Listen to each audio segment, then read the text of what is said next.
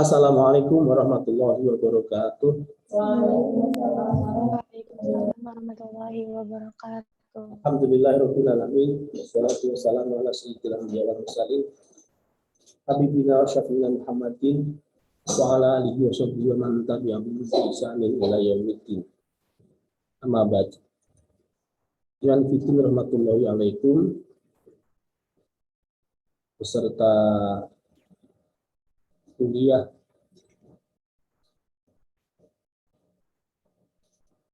Ulumul Quran yang berbahagia.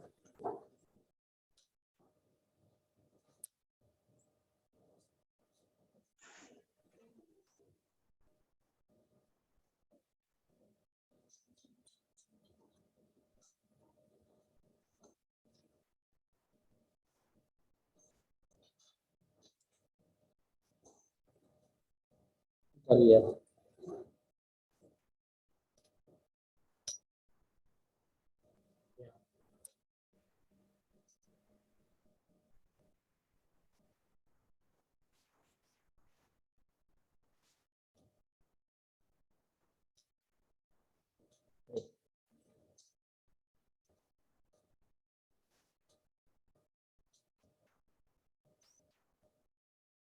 peserta Ulumul Quran, peserta kuliah Ulumul Quran yang berbahagia, dimanapun antum berada, baik yang di kelas maupun yang di Zoom. Yang di Zoom suara Abi bisa dimonitor. Dengar Abi. Alhamdulillah. Baik, kita mulai bersama dengan membaca umul kitab, berdoa kepada Allah Subhanahu wa taala, biridho ila wali syafaati Rasulillah, syaurillah lana wa lahumul Fatihah. A'udzu billahi minasy syaithanir rajim. Bismillahirrahmanirrahim.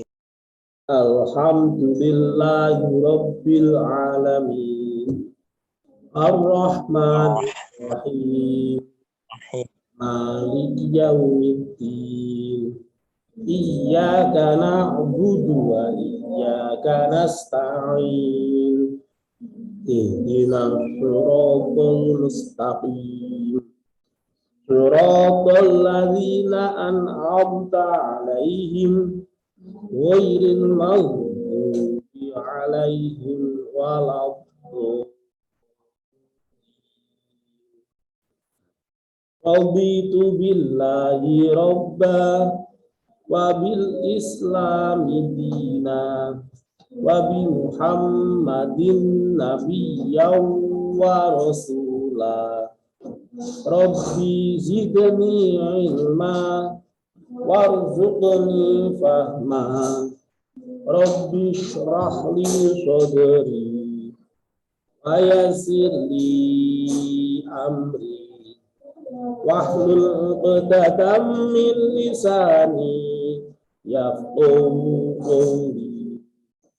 Amin ya rabbal alamin. Baik, kita lanjutkan Al-Makki wal Madani. Al-Makki wal Madani. Beberapa kali pertemuan yang lalu pernah disinggung ya, sekilas tentang Al-Makki wal Madani. Kita akan lanjutkan pembahasan pertemuan ke-11 ini lebih mendalam lagi. Sebetulnya secara umum materi sudah disampaikan di video YouTube.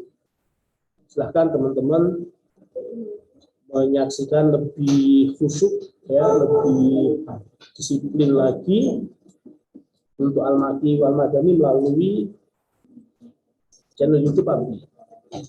Syukur-syukur kalian mau menyebarkannya biar tambah kemanfaatannya, tambah subscribernya. Oh, mantap ya, betul. Kipasnya dinilai. Wani billah rahmatullahi alaikum. Al-Makki wal Madani.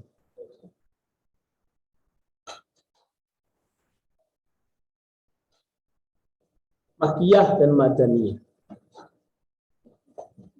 Jadi ada grafik seperti itu.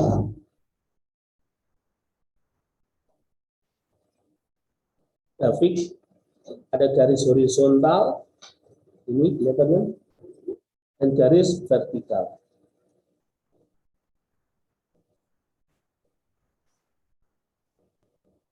Nah itu. Jadi garis horizontalnya menunjukkan batas antara Makkiyah dan Madaniyah, antara Mekah dan Madinah. Garis vertikalnya menunjukkan proses perkembangan dakwah Rasulullah Shallallahu Alaihi Wasallam dari tahun 570 Masehi sampai Rasulullah SAW wafat tahun 632 Masehi. Berarti berapa tahun itu? Kurang lebih 23 tahun. Ya kan? Rasulullah dakwah di Mekah berapa tahun? Rasulullah dakwah di Mekah itu 13 tahun. Dakwah di Madinah 10 tahun. Kemudian pada tahun 610 Masehi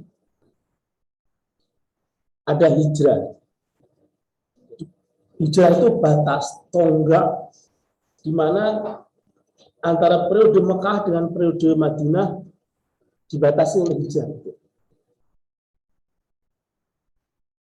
Ulama biasa menyampaikan periode Mekah itu dakwah yang sangat menyengsarakan, dakwah yang sangat berat dengan tantangan bahkan saudara sendiri. Bagaimana Rasulullah SAW berhadapan dengan pamannya sendiri, Abu Jahal, Abu Lahab. Bahkan Rasulullah mengalami siksaan. Bukan hanya Rasulullah, para sahabat juga. Ya. Syahid pertama siapa? Orang yang syahid pertama? Halo?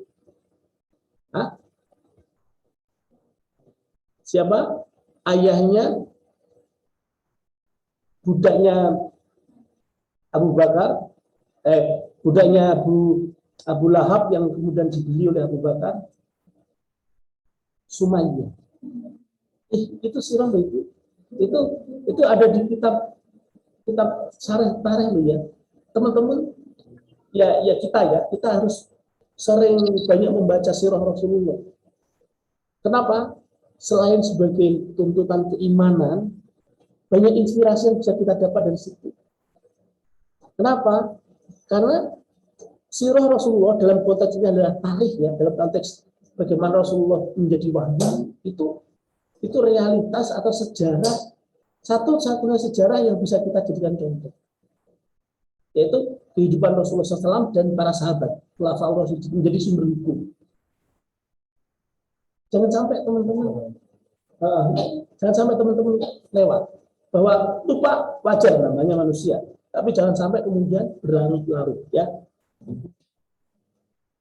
Orang pertama yang disiksa oleh Abu Lahab atau Abu Jahal ya, yang sampai meninggal, kemudian sama Abu Bakar dibebaskan, Sumayyah,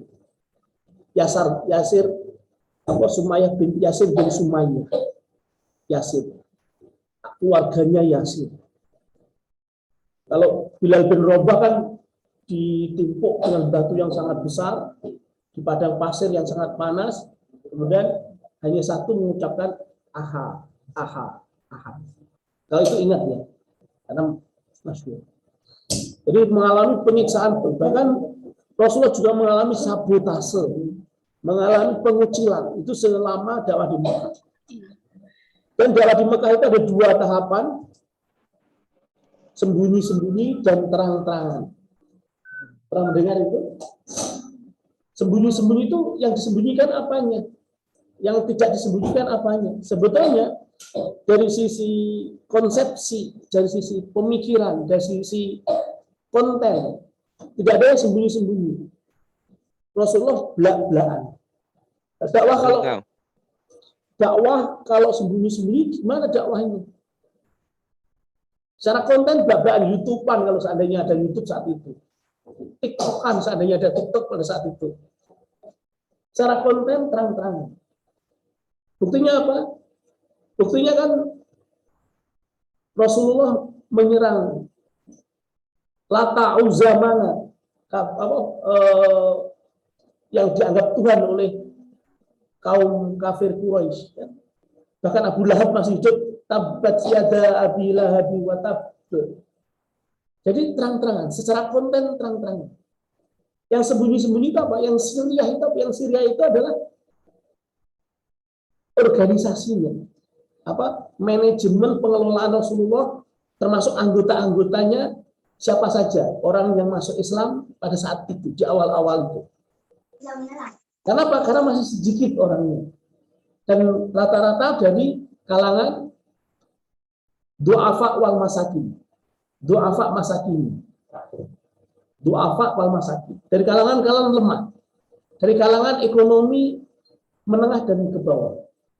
Itu. Makanya kemudian ini yang disembunyikan dalam rangka apa? Keamanan. Tapi begitu Hamzah masuk Islam, bahkan diperkuat oleh Umar bin Khattab yang masuk Islam, masih ingat kisah yang Abi ceritakan kemarin? Siapa yang mengatakan mana Muhammad? Orang yang suka memecah belah persaudaraan, mau membunuh kan? Umar bin Khattab itu masuk Islam diawali dengan fragmen kebencian beliau ingin membunuh Rasulullah SAW. Tapi begitu dikabari bahwa Fatimah binti Khattab adiknya sudah masuk Islam, artinya apa? Sebelum itu kan disembunyikan. Masa saudaranya sendiri aja nggak ngerti kalau sudah masuk Islam kan? Kenapa? Karena disembunyikan oleh Rasulullah. Tidak dimunculkan, tidak dijaharkan, tidak dikabarkan ini anggotanya dakwahnya Rasulullah SAW, anggotanya ini. Enggak. Memang sembunyi-sembunyi. Itu di situ maksudnya. Sampai Umar bin Khattab saja nggak ngerti kalau adiknya sudah masuk Islam. Begitu dia tahu, dia langsung samperin adiknya, ternyata lagi halakoh, lagi membaca kitab Al-Quran, Toha, dan seterusnya itu. Membuat Umar bin Khattab tergoncang pemikirannya, ini nggak mungkin karya manusia.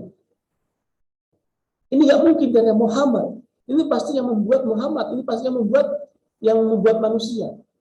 Maksudnya ini yang ada zat yang maha kuasa yang menciptakan manusia, alam dan kehidupan ini, yang berfirman melalui Quran surah Tuhan.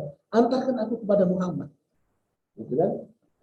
Sampai Khobab al-Arad, musyrifnya Fatimah binti Khattab, itu muslimnya pas suaminya itu mengantarkan Umar bin Khattab kepada Rasulullah SAW di rumahnya Arqam bin Arqam. Termasuk yang disembunyikan adalah rumahnya Arqam bin Arqam sebagai pusat kegiatan dakwah Rasulullah yang sembunyi-sembunyi. Kenapa sembunyi? Ya karena untuk keamanan. Sampai Umar bin Khattab juga nggak ngerti Rasul di mana. Suaranya sudah di mana-mana, tapi orangnya di mana gitu. Baru kemudian Umar bin Khattab masuk Islam. Tidak lama kemudian, sehari 2 hari setelah itu, wahai Rasulullah, ini kan agama yang hak, benar agama yang hak. Kenapa kita sembunyi-sembunyi? Ayo kita terang-terangan gitu. Jadi Umar bin Khattab lah inspirator pertama yang menjadikan dakwah itu terang-terangan. Meski di situ ada Hamzah bin Abi Thalib sama Umar bin Khattab. Baru 2 orang itu pembesar Quraisy yang masuk Islam, yang menjadi penopang dakwah Rasulullah SAW, yang menjadi kekuatan. Setelah itu kemudian Rasulullah menyusun strategi, ya. 2 orang di depan, Umar bin Khattab dan Hamzah, diikuti oleh orang-orang sahabat-sahabat yang awal-awal masuk Islam. Kemudian dari rumahnya Arqam bin Arqam, Rasulullah masih semacam aksi gitu. La ilaha illallah Muhammadur Rasulullah. Tawaf ke Ka'bah, mengelilingi Ka'bah. Gempar itu orang Quraisy.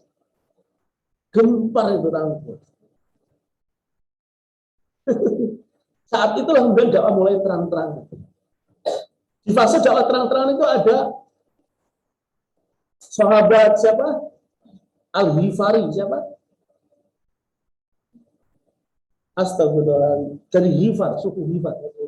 Waalaikumsalam. Nah, dia Rasulullah menawarkan siapa yang berani membacakan Al-Quran di depan Ka'bah. Al-Ghifari itu siapa namanya? Astagfirullah. Ya Allah. Jadi para sahabat tahu resikonya, begitu membaca Al-Quran di depan Ka'bah, pasti akan dipukuli oleh orang-orang Quraisy. Pasti akan dipersekusi oleh orang-orang Quraisy. Pasti akan siksa oleh status quo. Al-Ghifari namanya siapa ya Allah? Siapa? Sahabat Al-Ghifari dari suku Ghifar. Abu Dzar Al-Ghifari, iya betul. Abu Dzar Al-Ghifari, masya Allah, syukur jazakallahu khair. Abu Dzar Al-Ghifari ngacung, Anda ya Rasulullah, saya ya Rasulullah, saya membacakan Al-Quran di depan Ka'bah. Oke, silakan berangkat. Abu Dzar Al-Ghifari betul membaca Quran di depan Ka'bah. Abi lupa ayat surah apa yang dibaca, belum masuk betul. Benar, dipukulin sama orang-orang Quraisy.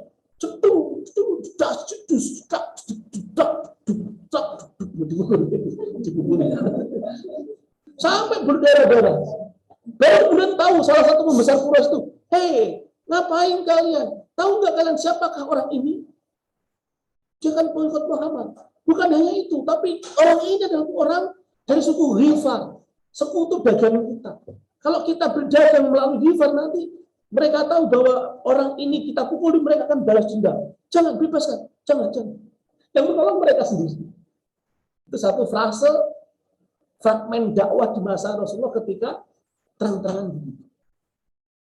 Oke ya, tapi yang paling penting yang membuat kita harus banyak belajar tentang sirah Rasulullah SAW terkait tahapannya itu di Mekah juga adalah proses bagaimana tahapan taskif, ya, tahapan pembinaan Rasulullah kepada para sahabat itu menjadikan sahabat itu rela, bahkan cita-citanya apa? Meninggal dunia syahid. Itu. Jadi kecintaannya kepada Rasulullah Sallallahu Alaihi Wasallam, Allahumma shalli wa sallim wa barik alaihi, sallu ala nabi. Itu bahkan rela dirinya disiksa. Contoh Abu Dzar Al-Ghifari tadi.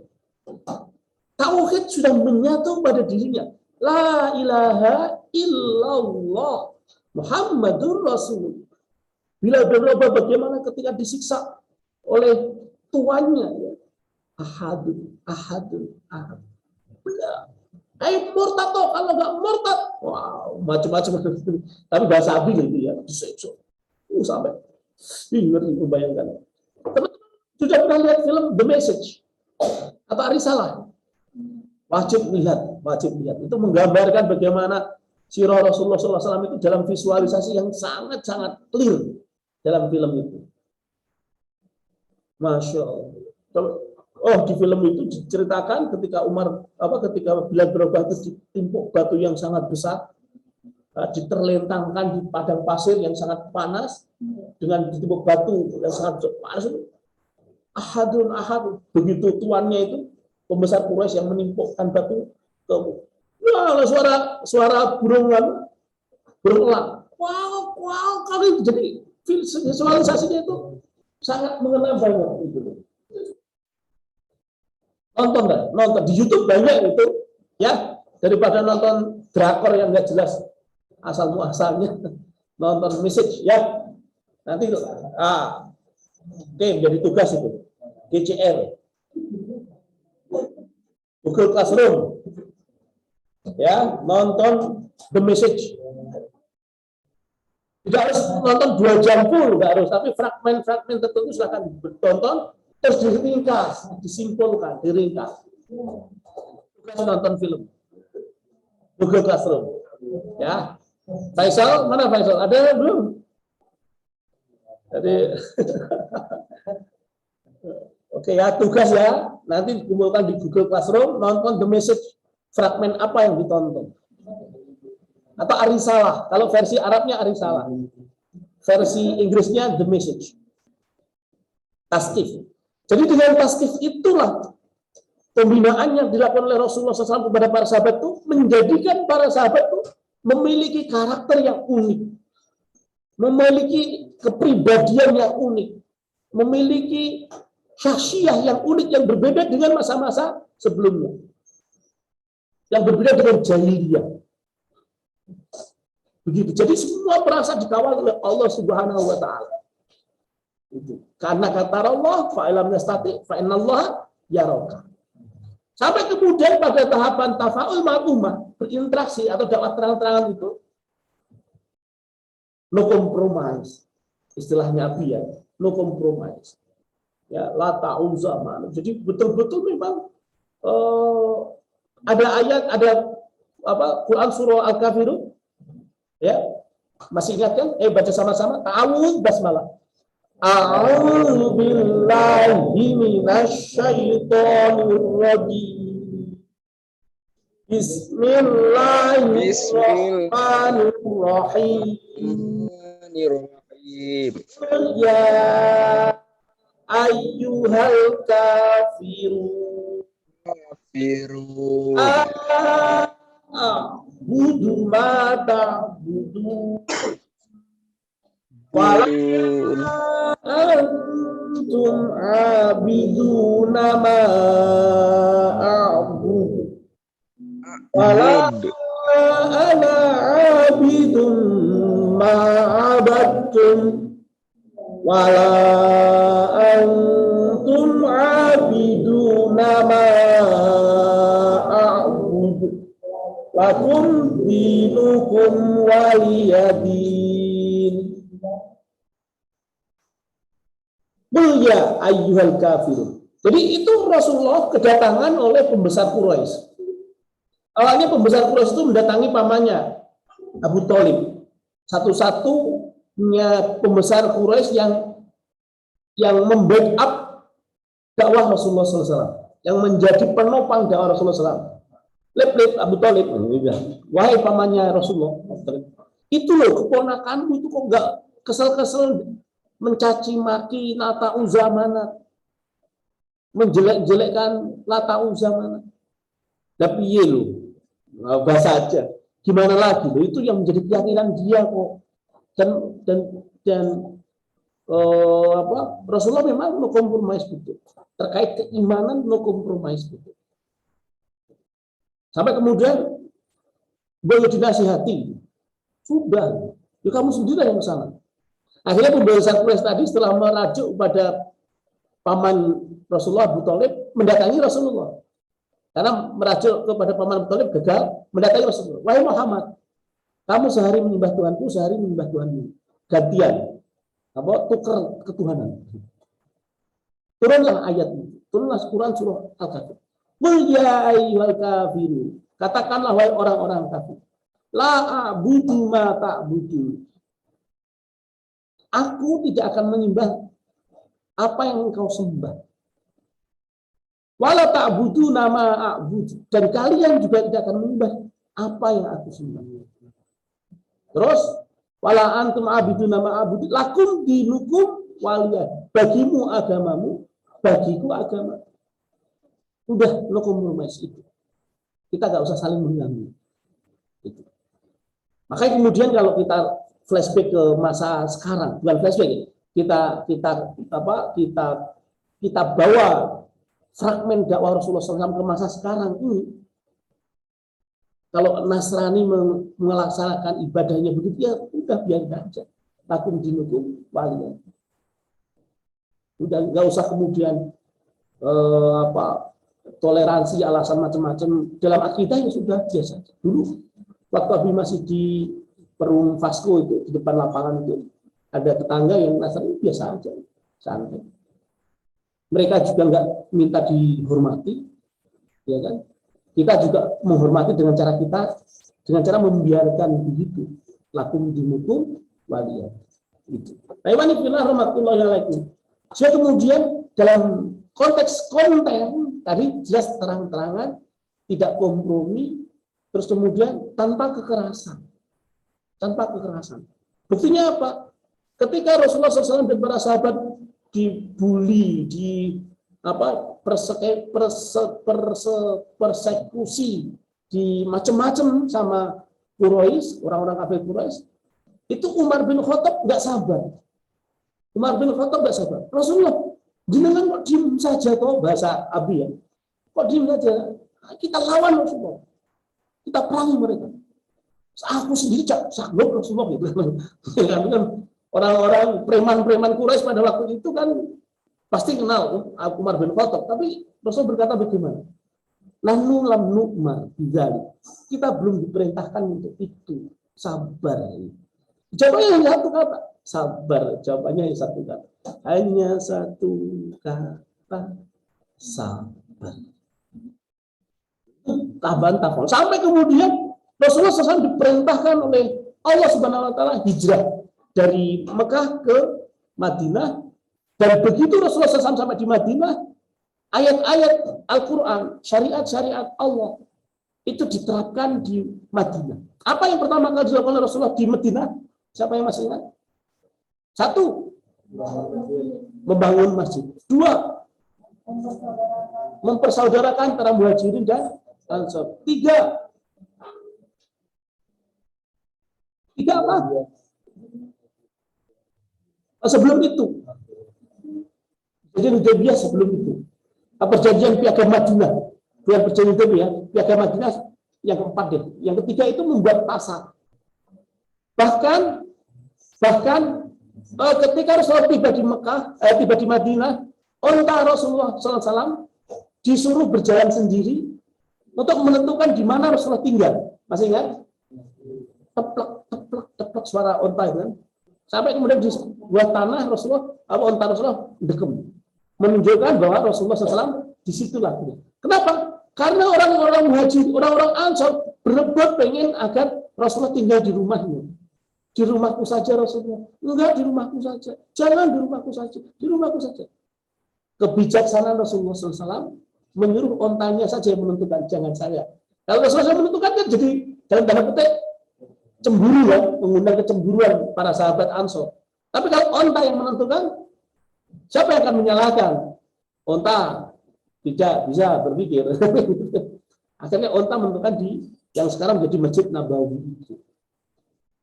Begitu onta itu di situ jadi masjid, kemudian Rasulullah menjadikan masjid itu tempat pertemuan antara sahabat, baik Ansor maupun Muhajirin, lalu dipersaudarakan di antara mereka. Bahkan ada sahabat Ansor yang rela menceraikan istrinya untuk dinikahi oleh sahabat Muhajirin. Oh, ada nggak yang seperti itu? Kalian belum nikah sih. Makanya nikahlah. Nanti dulu, stop. Nikahnya nanti. Setelah kuliah selesai. Jangan, terserah. Jadi, kenikmatan duniawi pernikahan itu bahkan direlakan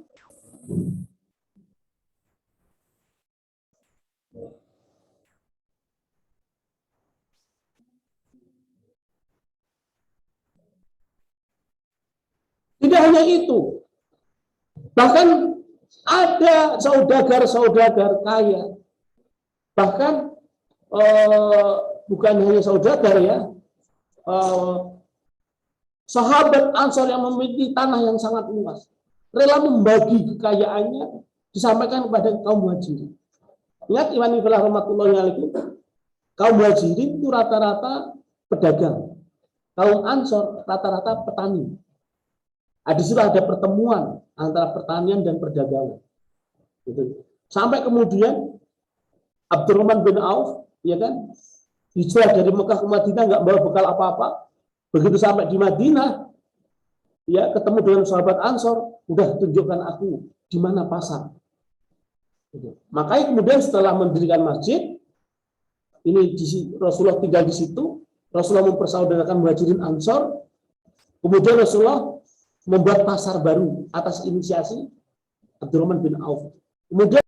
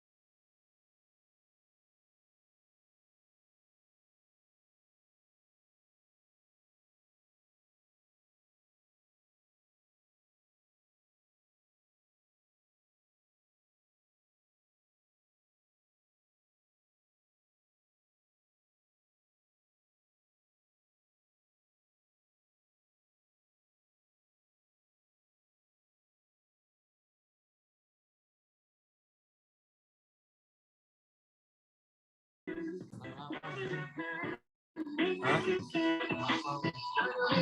Apa?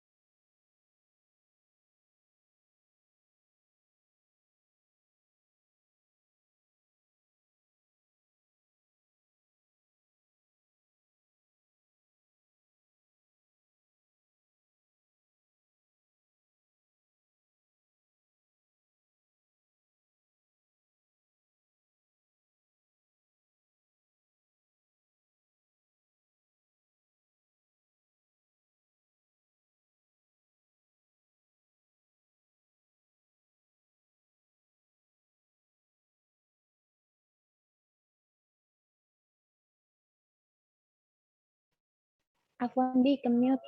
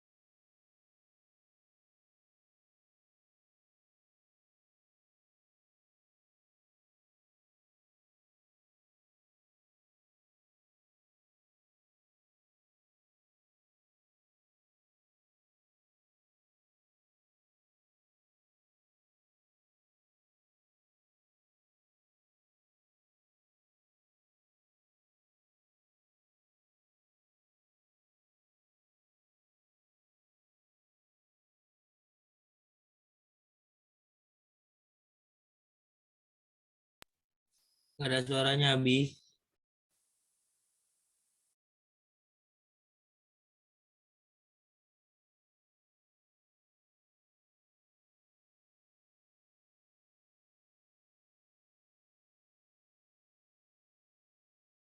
Bentar, Habib ya. Bentar, Nak. Iya, Abi.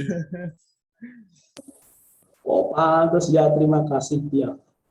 Ya, harap maklum. Afwan. Sampai di mana tadi? Nah, ini ya.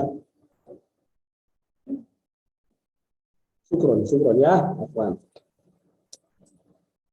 Nah, ini apa ini? Itu. Ini apa itu? Misalnya surah Al-Mudaththir, surah Al-Muzammil. Al-Muzammil, ya ayyuhal muzammil, qum min laila illa qalila.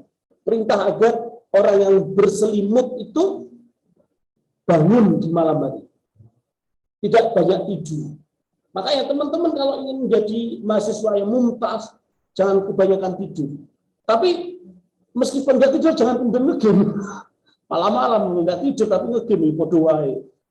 Maksudnya ingat Allah, zikir, menghafalkan Al-Quran itu paling enak itu malam-malam, tengah malam. Ya. Kalau kata Gus Baha itu lebih baik tidur daripada kelayapan ke mana, ke diskotik macam naudzubillah min dzalik. Tapi kalau anak-anak hafalan insya Allah enggak ya. Insya Allah, amin. Allahumma amin. Semoga Allah menjaga kita semua.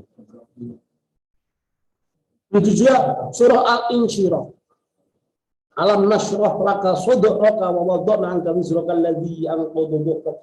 Ketika lagi sedih gitu kan, kangen sama orang tua jauh-jauh dari Kalimantan. Ada yang dari Kalimantan? Ada enggak yang dari Kalimantan? Dari Penajam.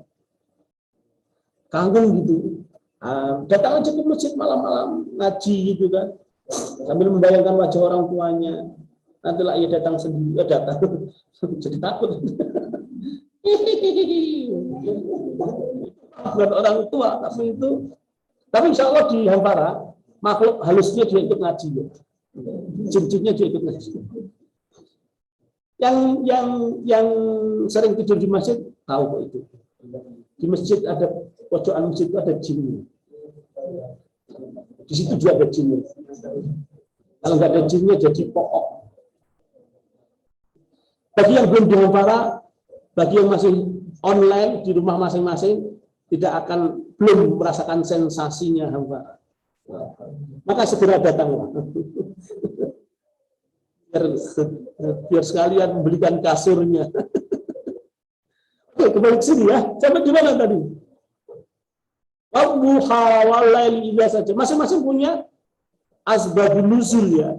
Tapi hati-hati, pertemuan ke depan kita bahas asbabun nuzul.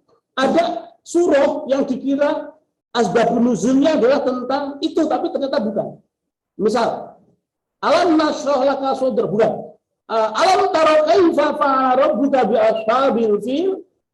Itu kan kisah tentang Raja Abraha dari Yaman ya, dari Ethiopia, bukan Yaman ya, dari Ethiopia itu Afrika Selatan, datang ke Mekah ingin menghancurkan Ka'bah dengan mengendarai gajah. Makanya disebut ashabul fil, ya, pengendara gajah. Itu sampai kemudian mendekati Ka'bah, Allah mengutus burung-burung ababil untuk menghancurkan pasukan Raja Abraha berikut gajah-gajahnya itu. Dan itu dilestarikan dalam surah Al-Fil. Alam tara kaifa fa'ala rabbuka bi ashabil fil. Peristiwa burung ababil menghancurkan pasukan Abraha dengan dilempari api neraka, batu dari api neraka itu, sampai gajahnya hancur, semua banyak yang meninggal dunia itu peristiwa jauh sebelum Rasulullah SAW menjadi nabi, jauh sebelum Rasulullah SAW menerima Al-Quran, bahkan belum lahir kan Rasulullah. Nah, sehingga kemudian tidak bisa disebut sebagai asbabun nuzul karena peristiwanya tidak beriringan, peristiwanya jauh jaraknya. Tentang asbabun nuzul insya Allah kita akan bahas pertemuan ke depan. Nah, ini filah rahmatullahi alaikum. Kemudian Rasulullah di Madinah menjadi penguasa, menjadi kepala negara, mulai menerapkan ayat-ayat tentang tasyrik, tentang ekonomi, tentang sosial, politik, budaya diatur dengan aturan syariat Islam secara kafah. Makanya kemudian perlu kita tahu beberapa ayat karakter ayat makiyah itu biasanya bicara tentang tauhid. Makiyah itu biasanya bicara tentang tauhid. Qul huwallahu ahad tauhid. Qul ya ayyuhal kafirun tauhid. Dan lain sebagainya biasanya bicara tentang tauhid. Tentang kisah-kisah, misalnya Ashabul Ukhdud ya kan. Ashabul Ukhdud itu kisah di surah apa? Surah apa? Al-Buruj ya. Gimana bunyi surah Al-Buruj? Wasama'i dzatil buruj. Lanjut. Wa syahidin wa mashhud. Qutila ashabul ukhdud an-nari dzatil waqud.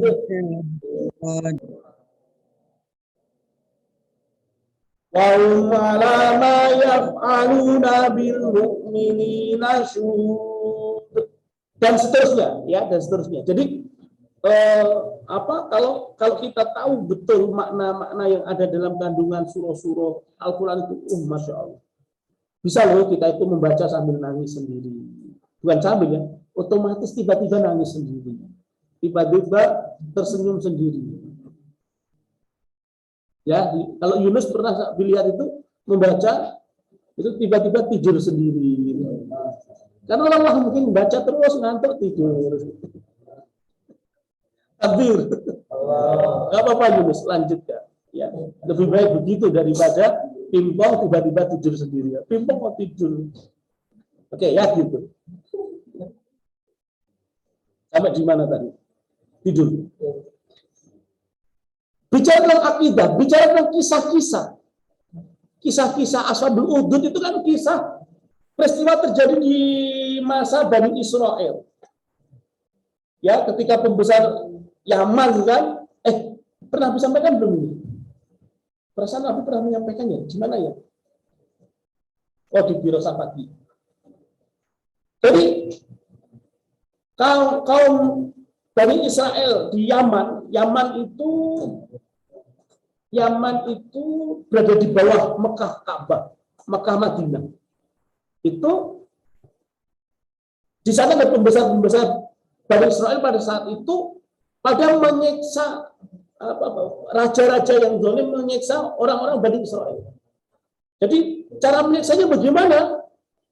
Pembesar atau raja-raja Yaman pada saat itu dia membuat parit, buat lubang itu yang besar, ya, lubang buaya gitu. Kalau lubang buaya kan itu kan G30 SPKI ya. Kemudian dilemparkan orang-orang Bani Israel. Pada saat itu agama masih Nasrani. Bani Israel itu penganut Nasrani. Dilempar ke situ. Terus di dalamnya ada api yang dinyalakan. Gitu. Nah, itu dikisahkan lagi kepada Rasulullah SAW. Jadi bukan asbabun nuzul juga gitu, karena peristiwanya sudah berlalu. Sama kayak Rasulullah diceritain oleh